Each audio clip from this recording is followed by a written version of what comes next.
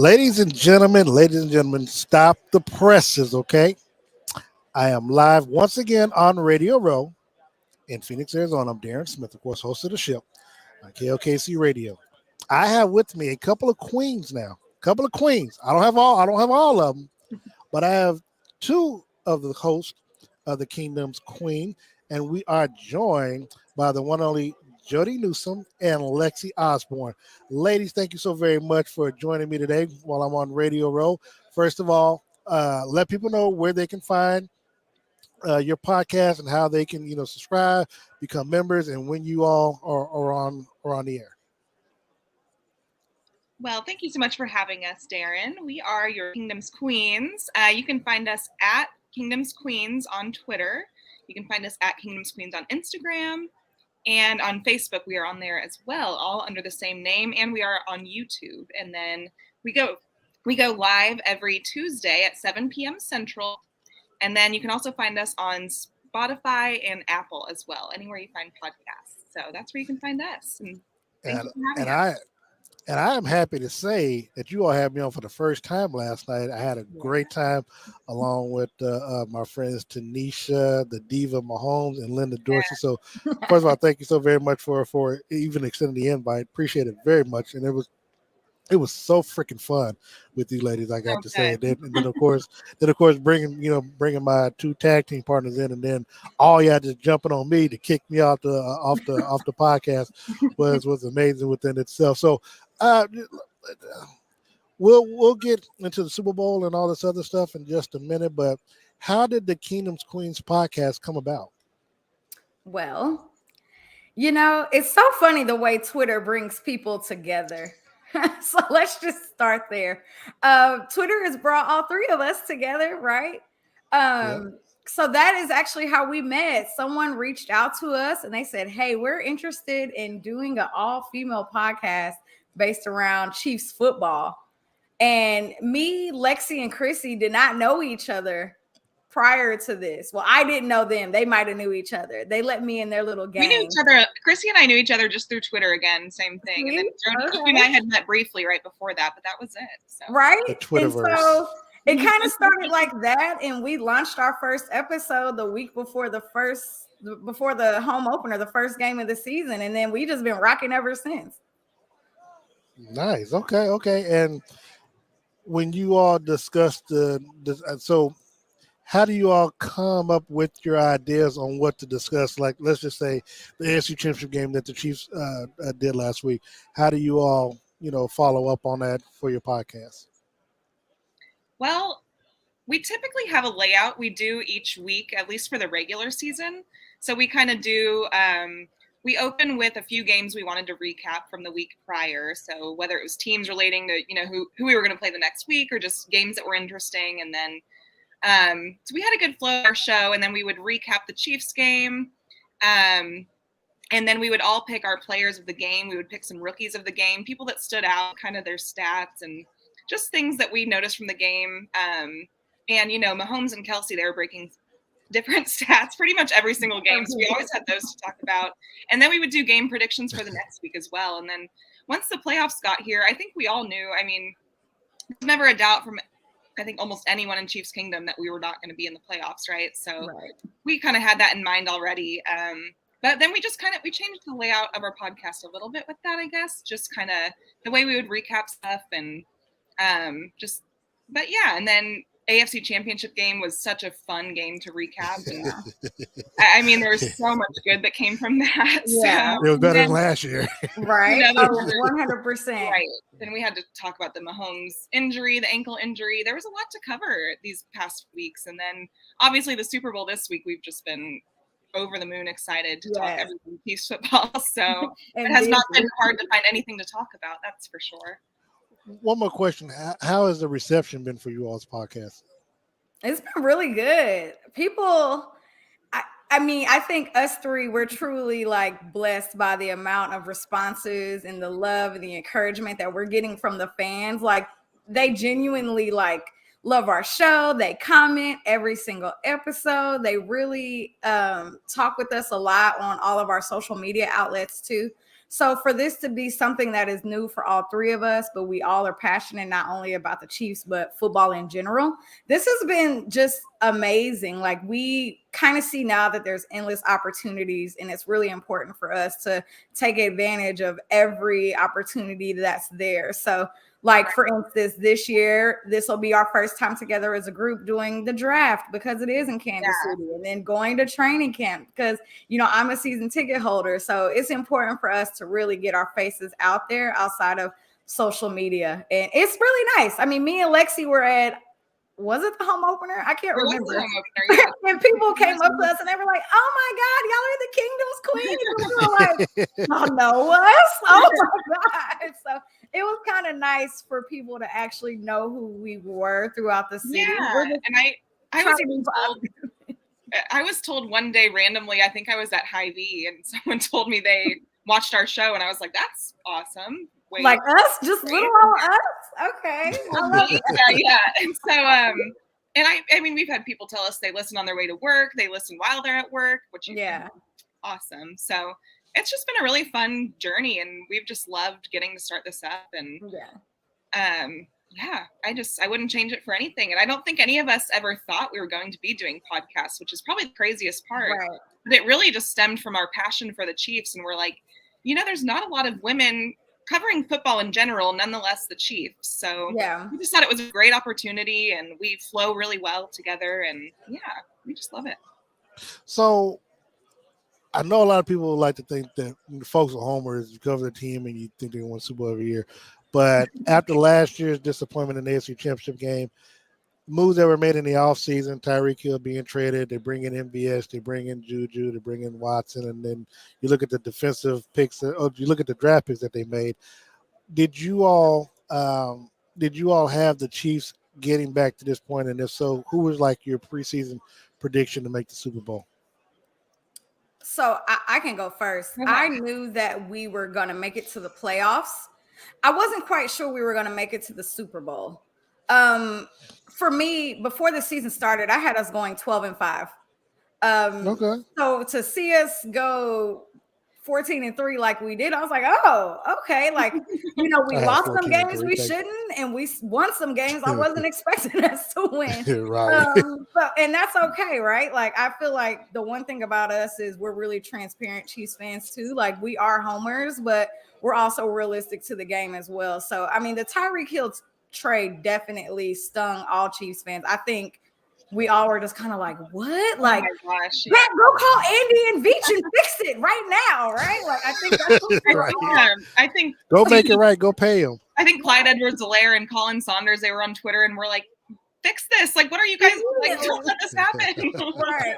But I mean, I will say, like, just watching them through training camp and seeing the amount of rookies come in, for me, I'm not actually big on college football. So that's something that me and Lexi have been working on this season, because we really want to be in tune when we get to the draft and be able to speak to that.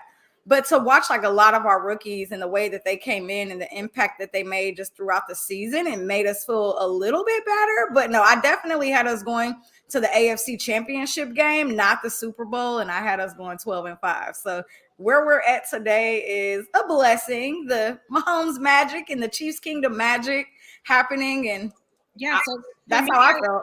I definitely had us going like 13-4. That was my prediction. And the Tyreek thing, obviously that's a blockbuster trade, right? That's a huge thing to happen. And as an understatement. Yeah. And at first I was obviously, like everyone else in Chiefs Kingdom, we were just like, what the heck? Like, why? Yeah. Then the more you think about it, we have Brett Veach, who's fantastic at his job. I mean, that man is fantastic at his job. The more I thought about it, I was like, you know what? I actually think this offense is going to be more fun, or maybe not more fun is the right word, but it's just going to be more dynamic and just completely different than the way our offense was before with Tyreek, because so much so Mahomes was just always relying on him and Kelsey, right? That was like our offense. And then if Pringle could make a play or McColl could make a play, then that was great. But I felt like once we signed guys like Juju, MVS, Justin Watson, and I always knew, and I think as any honest football fan knows, we knew Mahomes was going to make anyone look better than they probably are. Not to say they're bad players, but maybe just give them that chance to show how good they are. And so I never really had a doubt in our offense. And then with our defense, I was like, you know what? We have so many rookies, but it's not like our defense was fabulous last year. I mean, Yeah. you saw how that respectfully, but I mean, respectfully. They weren't. And so, but guys like Chris Jones and Frank Clark, they're always going to be playmakers. They're always going to be good. So I knew we had them. I knew we had L'Jarius Sneed, Willie Gay, Nick Bolton, who I felt really good about all of them. We were so excited about like guys like Justin Reed coming in, Juan Thornhill still being here. So it's not like it was completely new, but I don't know. And then the rookie I was excited about since we drafted him was Isaiah Pacheco. Yeah. I know he was like a round 7. It was like a low, but ever since we drafted him, I watched his story right away. I knew what this guy was about, and I was like, he's going to be something special. I just had a feeling. Yeah. And that's how I was with Trent McDuffie. I was like, oh, yeah, you were excited about this. Yeah. And here's what's crazy. I can't speak for you ladies, since somebody had them losing to somebody in the NFC Championship game with a 12-5 record. But I just 12-5. I know. Well, I had them at 14-3. I had them facing. I thought I wanted them to face the Tampa Bay Buccaneers to kind of run back what happened 2 years ago and put the beat down on them. So I always had Kansas City winning the Super Bowl. There was that one little moment where I was like, man, I need y'all to get y'all act together. And when they lost to Cincinnati, I was like, man, I don't want to be a situation where I got to travel to Buffalo and try to do it. So so it was an up and down season. But you mentioned it, Lexi. When you talked about trusting in Brett Veach, because like you, I was more shocked than anything with the Tyreek Hill trade. But I had to let it, allow it to play itself out. And when I saw him bringing MVS and bringing Juju, I was like, okay, you got a quote-unquote speedy receiver that should be able to take the top off. You got another one that can move the chains and play on the knees. You still got McCole, if they're healthy, I can see stuff. And then, knew about Pacheco. And I like a lot of the defensive draft picks that they were doing. So in the back of my mind, I had an idea. Okay, I see what you're doing. You're going cheap, but the one thing I've noticed about the Chiefs and their how they operate, they utilize their draft picks and they put them in position to not only play early, but some of them to start. And so you get a lot of value back for them for the low amount of money that you're quote unquote paying for them. So you're able to spend money in other places in other skill positions. While allowing your draft picks to come and contribute right away, and you're getting them to play at a high level at a low cost. So, when I saw it, I was like, okay, I'm like, and then I also thought, well, if Patrick threw for all these yards at Texas Tech, and we didn't know a lot of these receivers, well, what the hell can you do with these receivers? You know what I'm saying? Who are in the NFL? So I was like, okay, I'm gonna give this a chance, and I was like, I trust in Patrick. I trust in Andy. I trust in Eric Bieniemy. I'm like, and the other thing is, a lot of these, most of these players have been in Spagn's system for a number of years. So you got these veterans like Frank Clark and Noddy and Colin Saunders, along with Chris Jones, and then L'Jarius Sneed and Thornhill. They can bring all those other rookies and new players up, and bring them up to speed and everything. And the next thing you know, you'll have some learning curve, you have some bumps, but by the time you get to the postseason, that rookie stuff is going to get thrown out the window, So, and I liked how they were mingling, or they were mixing in Pacheco and these rookies, even doing OTAs and stuff. So it wasn't like it was just one of those things where somebody goes down and you throw them in there, and they don't, and they're afraid of bright lights. Nah, they mixed them in early, so there was never a bright light moment that we need to be worried about this team. So. Absolutely. So it never has felt like the moment was too big for any of these rookies, which I'm also very glad about. And I will say I did have us going against the Packers for the Super Bowl. I did say that early on in the season. I thought the State Farm Bowl, right? You have Aaron Rodgers and Patrick Mahomes who are the State Farm guys. That was my hope originally, but overall, that was my hope. I think. Well, it's funny. I'm sorry. My hope was to run it back against Tampa Bay last year, and that was my hope. And I forgot. Well, it was one of those years I was hoping they were going to play Aaron Rodgers, but then Aaron Rodgers got on my nerves, so I was like, I don't care. He's I had going us, So look, on a darkness retreat now. So. yeah, yeah, I had us right. winning the first Bengals game and seeing them again in the AFC Championship game and them getting the revenge against us. So that was Needed my that. ugly prediction. Oh, I had it Yeah, okay. reversed, but I'm so glad it was- glad. I have never been so glad to be wrong in my life. It's funny, you know. I'm someone who likes to gamble or do sports book, and I felt like I felt like I needed to put money on the Bengals, and then I'd win either way. If they won, then I'd win some money. But if Oh, they yeah. lost, I still win because the Chiefs will, turn Absolutely. around. Right. I've So I was never like, been but so happy to be wrong. That's for I sure. know, right? Well, fortunately, I didn't bet any money on that game, but that's a beautiful thing. Um, let's look at this. Okay, we got the Super Bowl this week. I'm on Radio Row talking to the Kingdom's Queens. Give me your thoughts, your initial thoughts on this matchup between the Philadelphia Eagles and your Kansas City Chiefs.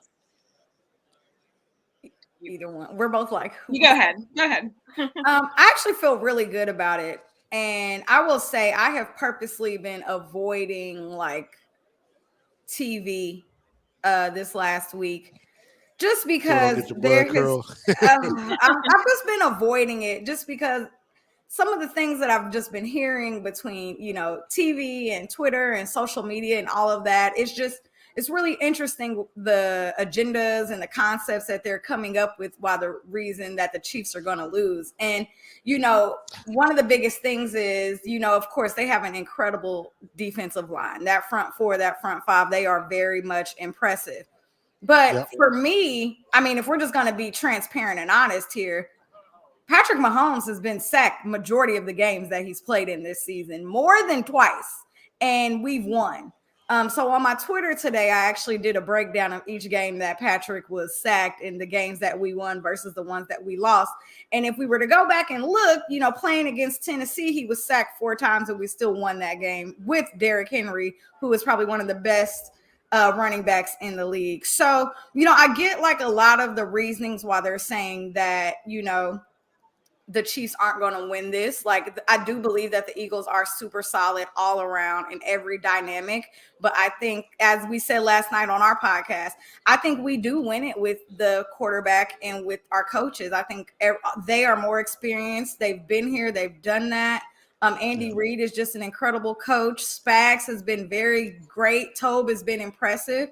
So I think, like, because of our coaches, that'll be the reason why we win. But that doesn't take anything away from AJ Brown, Devontae Smith, Miles Sanders. That doesn't take anything away from them because they are all very much impressive. And, yes, Pat is battling with an injury, but so is Jalen as well, right? So we don't know necessarily if he is 100% yet.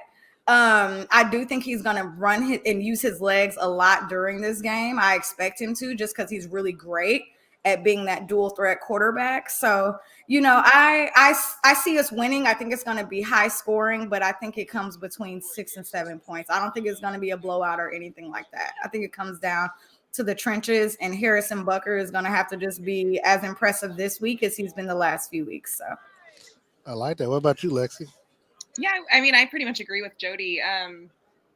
I think it's going to be it definitely is going to be on in the trenches, right? But I kind of love being counted out of this game. absolutely. But I also think, and that's kind of maybe the hot takes in the media, because what Vegas says is really like a 1.5 point difference, right? And I think there's a reason for that. And we might not have that stacked roster with all of those names that are like Hassan Reddick and Darius Slay and AJ Brown and Jason Kelsey and Lane Johnson.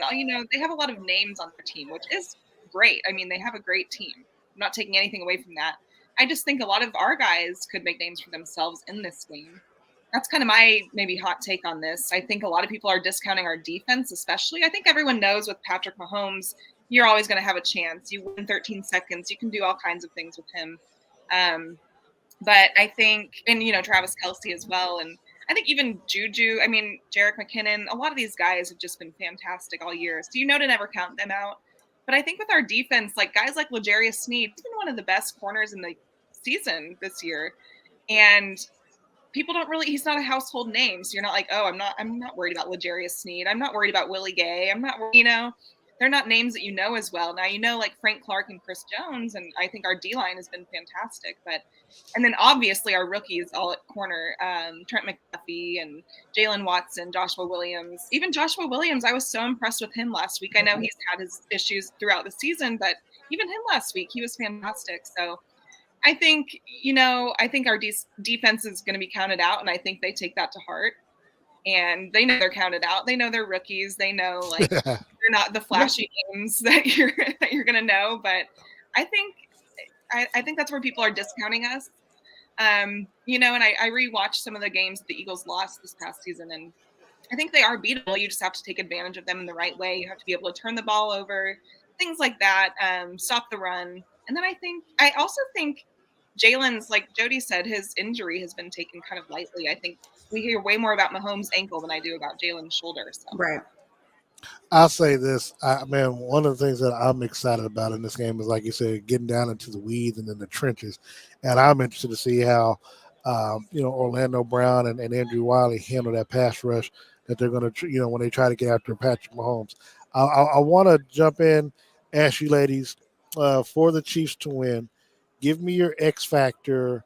And Jody, we'll start with you. Actually, no, we'll start with you, Lexi. Give me your X factor on offense and defense that's going to be necessary for the Chiefs to win. Who's the X factor?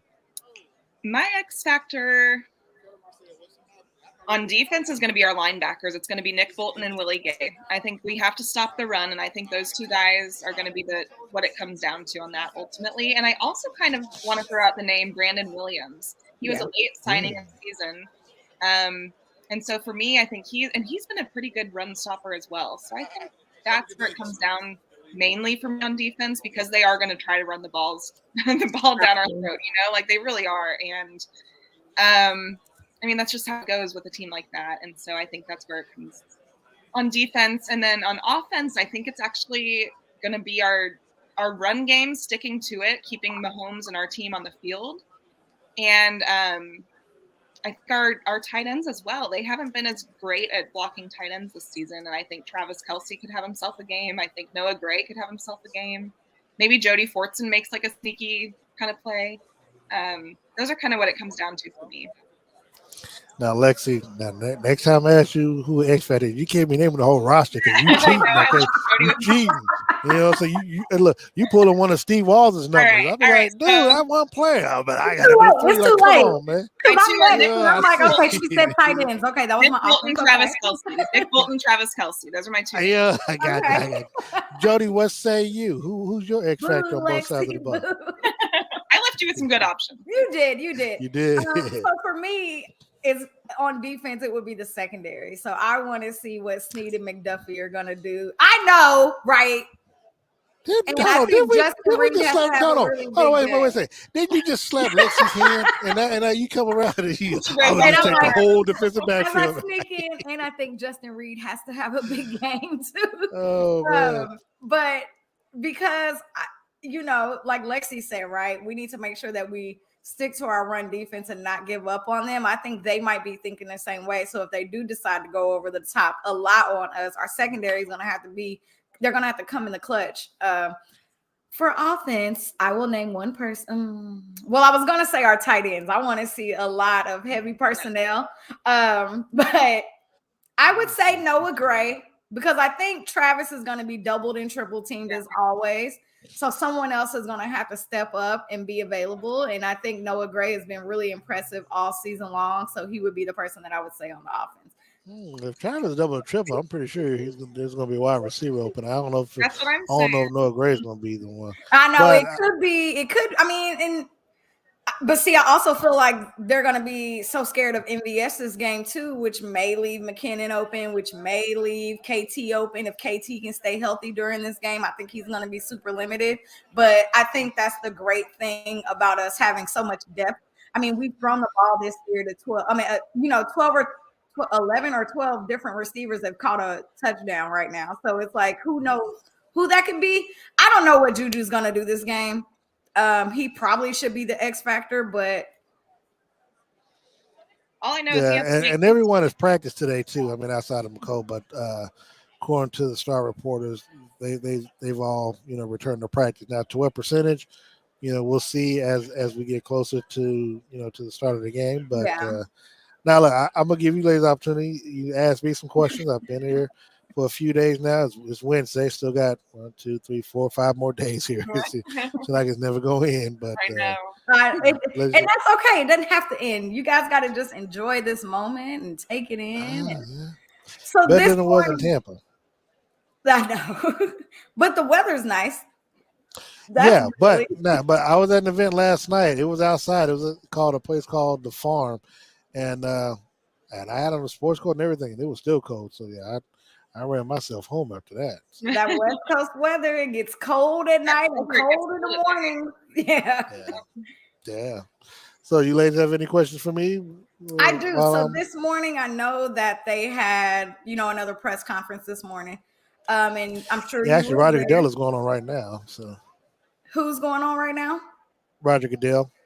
Oh yeah, I was supposed to be there, but I set up a time with you ladies instead of hanging out with Roger. We feel so special.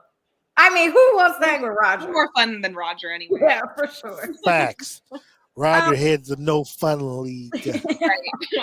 What were your biggest takeaways from the press conference this morning? I know that Andy spoke, Pat spoke, I think Frank spoke. Let me say this because I'm on Radio Row. I don't go over to the team hotel for the pressers, and really my reason is pretty simple. I talk to them every day, leading up to this time, so they're not going to tell me anything different if I'm there during Super Bowl. Plus, I would prefer that other people who don't get an opportunity to talk to the players get a chance to ask them questions, because again, I'll ask them questions after the game Sunday. I don't. We did opening night, Monday night.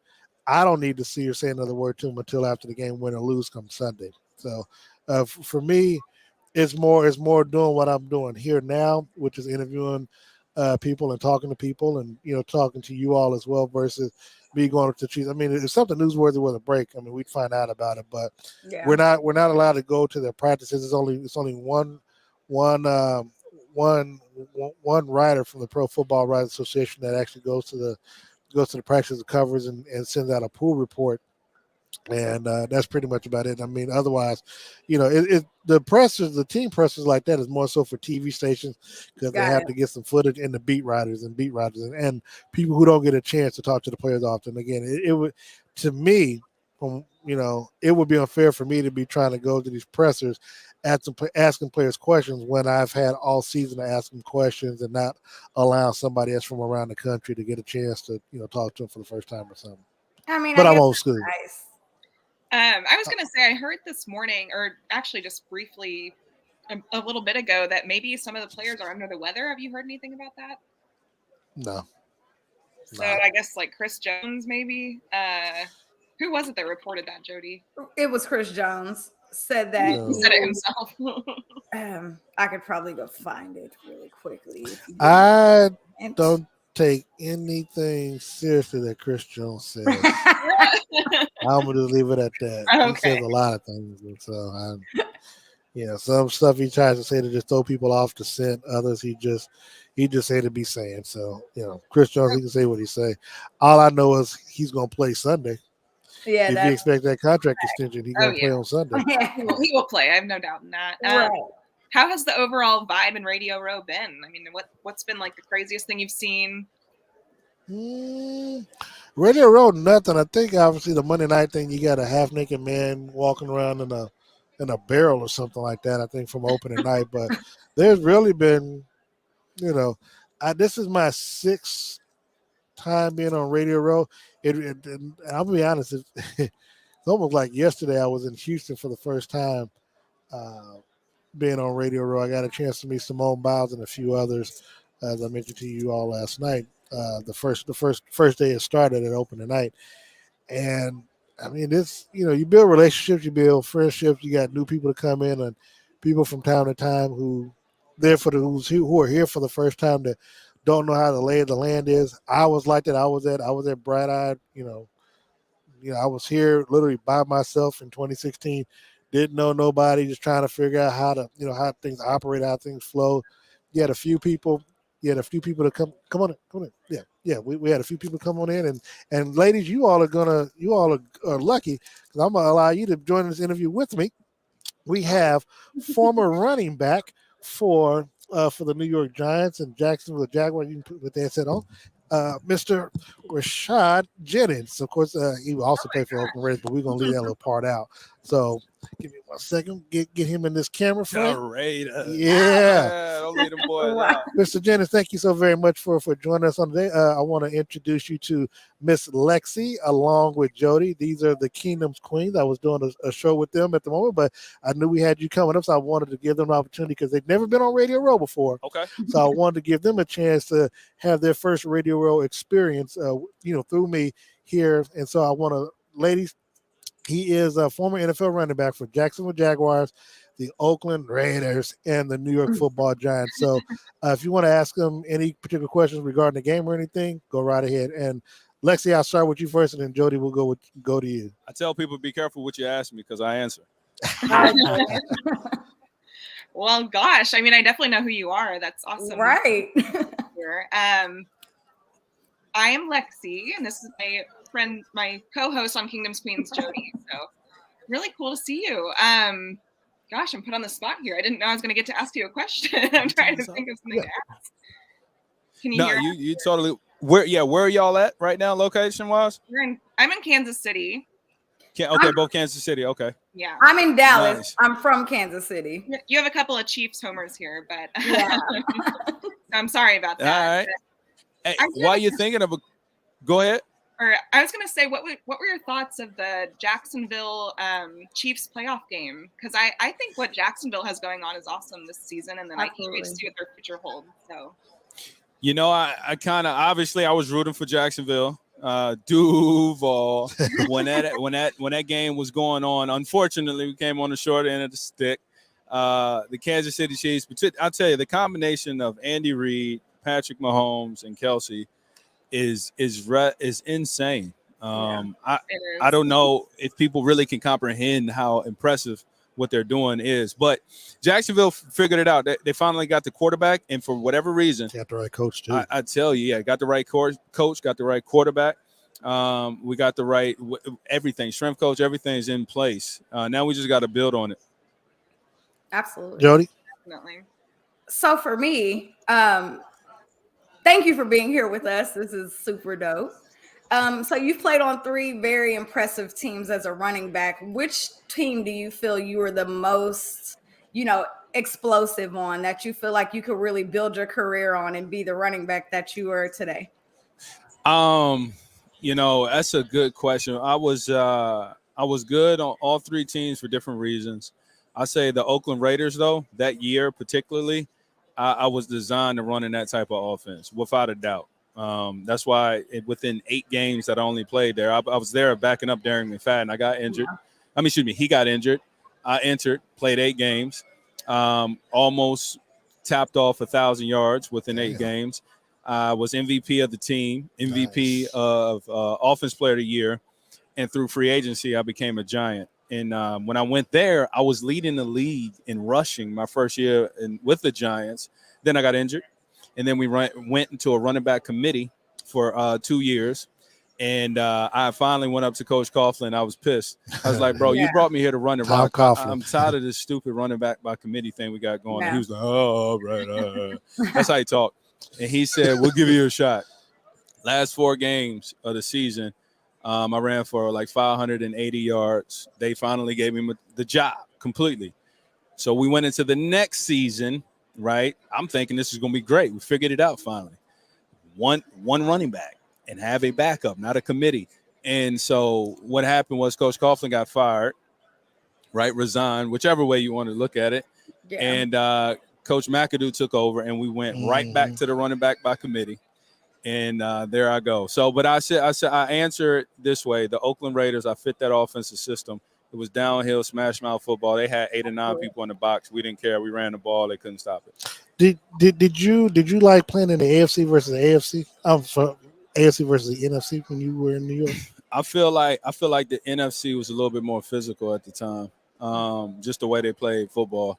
But I don't think it's that way right now. Right. Yeah. Now, What brings you to Radio Row down here in Phoenix? I'm coming down here to Phoenix, Arizona, making my run, saying, hey, what's up to people like yourself, network, and having a good time, man. And but one of the things I'm excited to talk about is the show and the forum that I'm working on. And so I can't wait to come back in a year or two from now to talk about, hey, you remember when I said I was going to start this? Facts. Where is that now? It's called After I Do. After I Do. And what men go through and talk about after they say I do. Marriage is one of the most interesting and pivotal conversations in today's culture that is not talked about. It's not in the airwaves. I can easily go and find, who do I think's the best. What's up, baby? Chilling. No, you good. We'll catch up. You can always find out who's the best athlete. Who do you think the best athlete is? Boom, they'll tell you.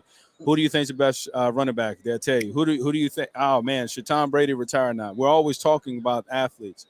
One of the things I just don't find on the airwaves is marriage and the institution of it and how important it is to communities.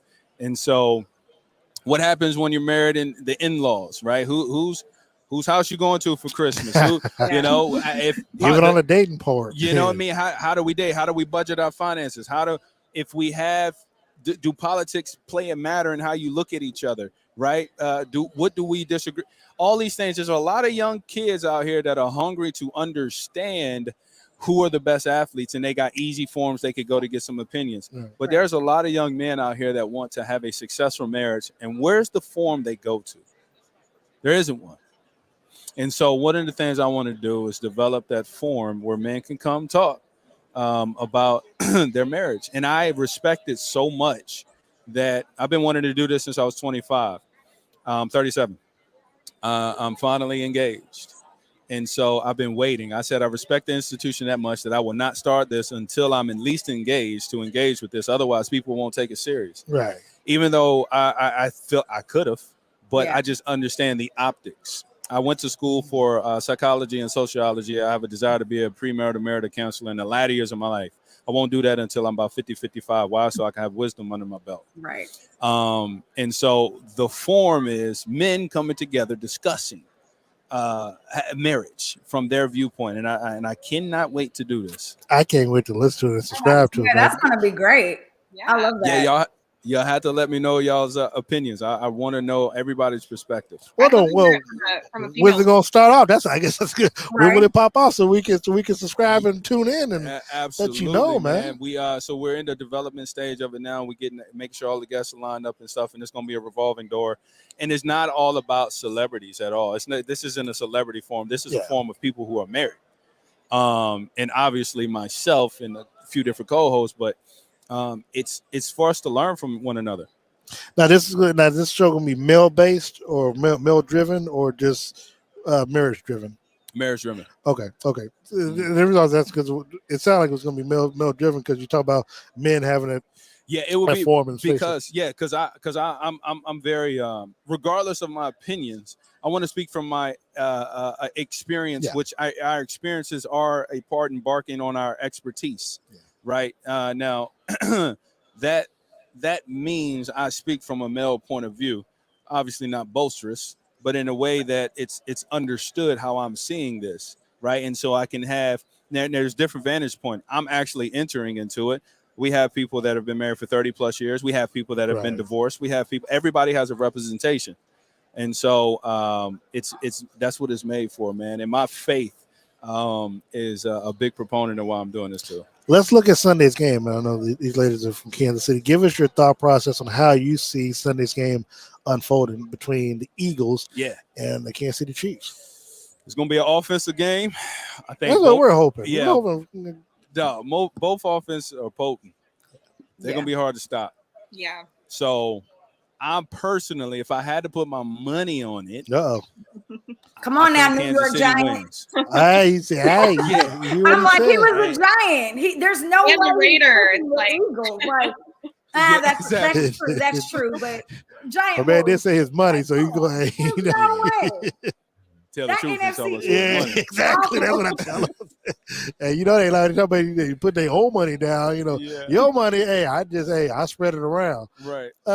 I mean, is there a particular matchup in this game that you think might be an X factor in depending on who wins and loses this game that you're looking forward to see? How the safeties match up and bracket Travis Kelce. I don't know what their plan is for this guy because the Eagles' defense is pretty solid. Yeah. I honestly think pound for pound, the Eagles are the better pound for pound team. Now, same thing.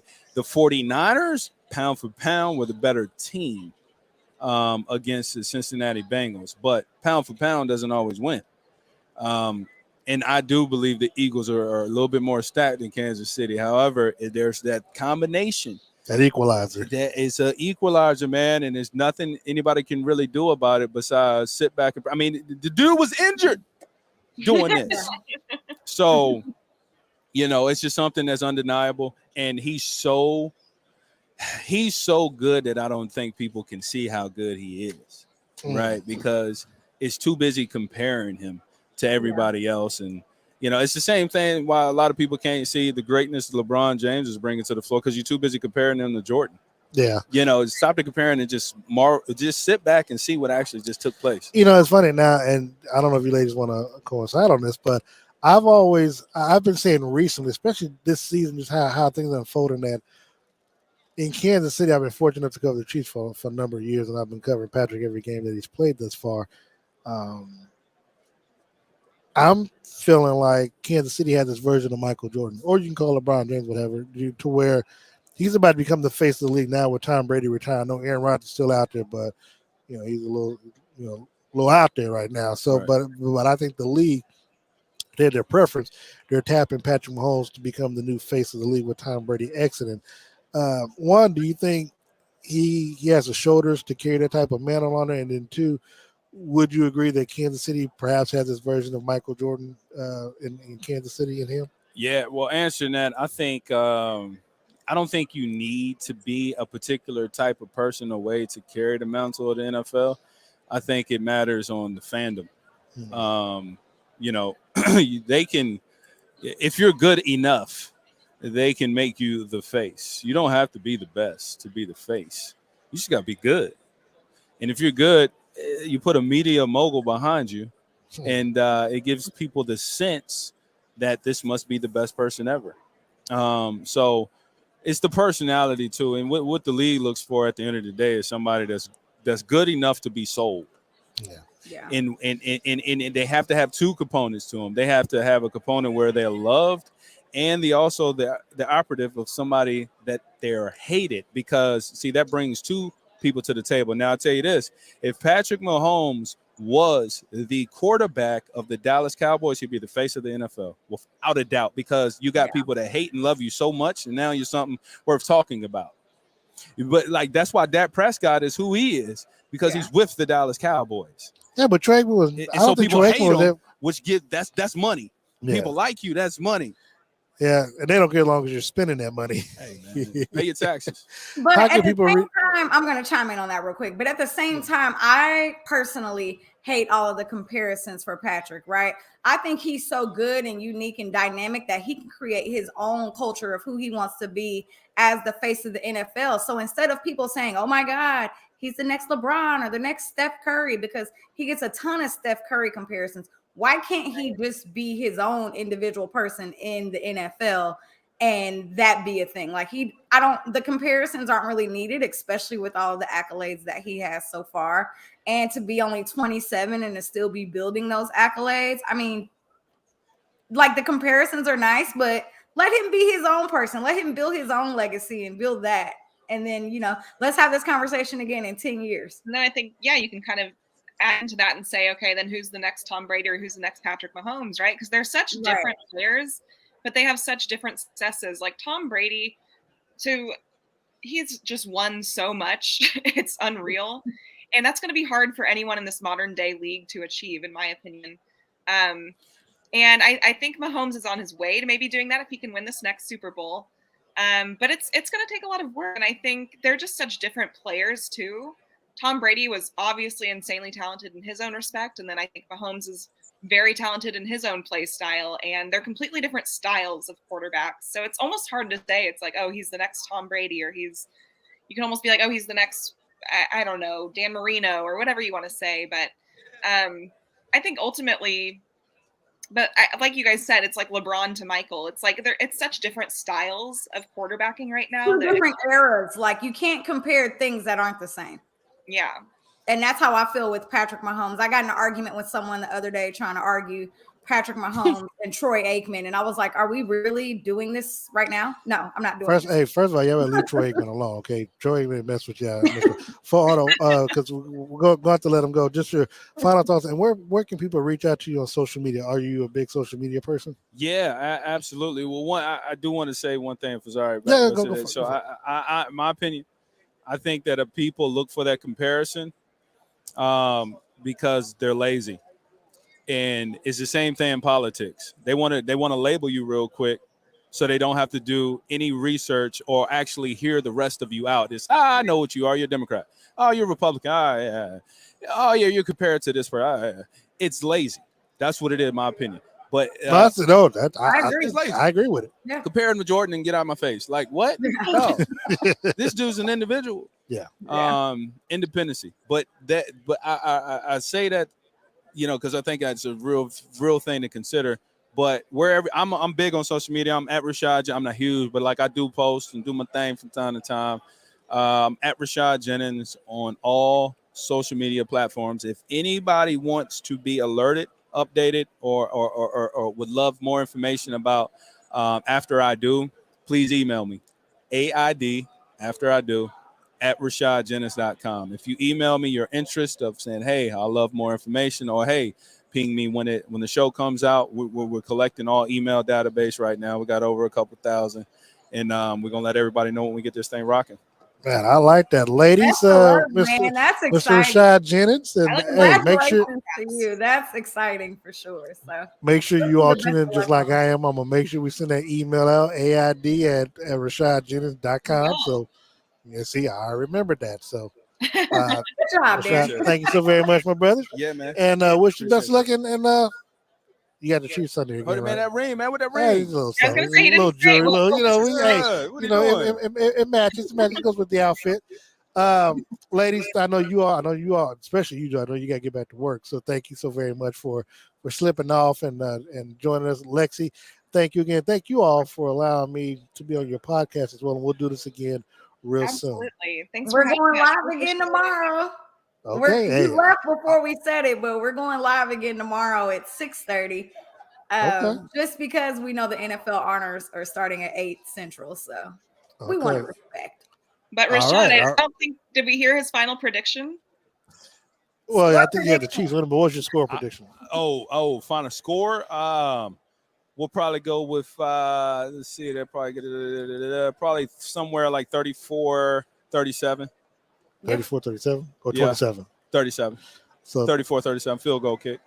Chiefs walk off though, right? Chiefs win. Oh, all right, there you go. Harrison Butker walk off. I'll take it. I'll take it too.